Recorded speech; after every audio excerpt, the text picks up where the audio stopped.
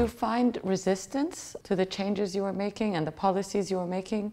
Or was the government at the time supportive? We had a tremendous resistance. I always knew from day one when I started facing public, and which was new to me. I was not a person who was going to public meetings or making speeches in any country. You know, of course, I had my own business activity, but when I started facing public, I started facing people, I started facing media and so on. I discovered that the real battle that I have, and that does not apply only to Egypt, by the way. It's how you change minds. And we had a non-stop fight from first day until my last day in the office with the resistance of the minds that want to make sure that nothing changes. Yeah. Some people don't want to accept what is the reality of the world of today. Of course, we can have different views. I'm not saying I'm always right. I might be wrong in certain things. But at the end of the day, the ability of change will influence your ability to succeed. How can you change? How can you be, again, open-minded to the ideas and open-minded to the ideas that come from everywhere? We have a lack of diversity in Egypt. Not Egypt, but many countries. You know, look even today at the United States, look at the UK.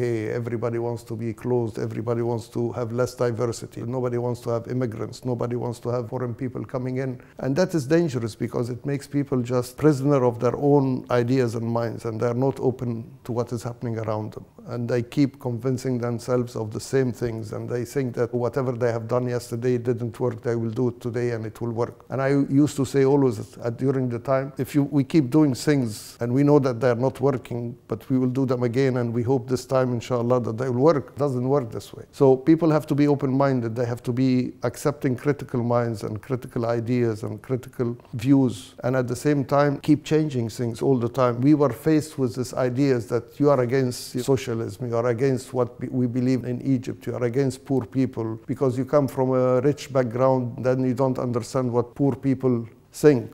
And I used to tell them, it's not about being rich or poor, but you know, if you assume that a rich person cannot understand needy people, then we have to assume that if we want to bring a minister of health, we have to bring a sick person, you know. We cannot bring, you know, a healthy person because he will not be able to understand what sick people feel.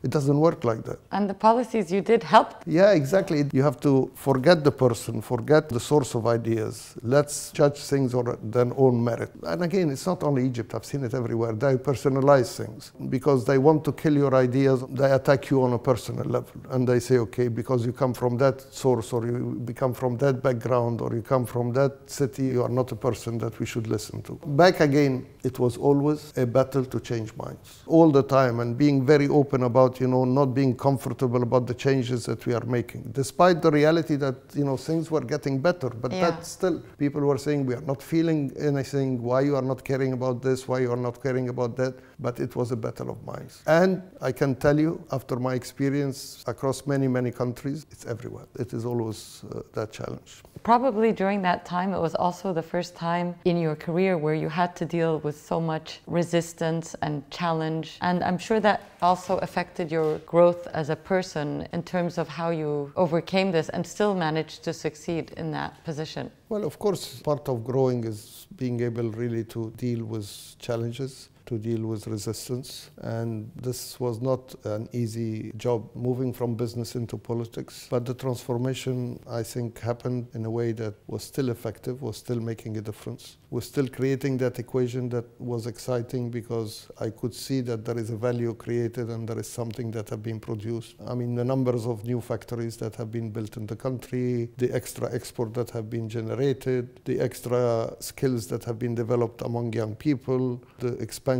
of creative industry that we have seen. I mean, there have been so many initiatives. And of course, there have been some failures, but at least success was more than failures. Yes. And seeing that success give you the fuel and give you the ability to overcome that resistance, yeah.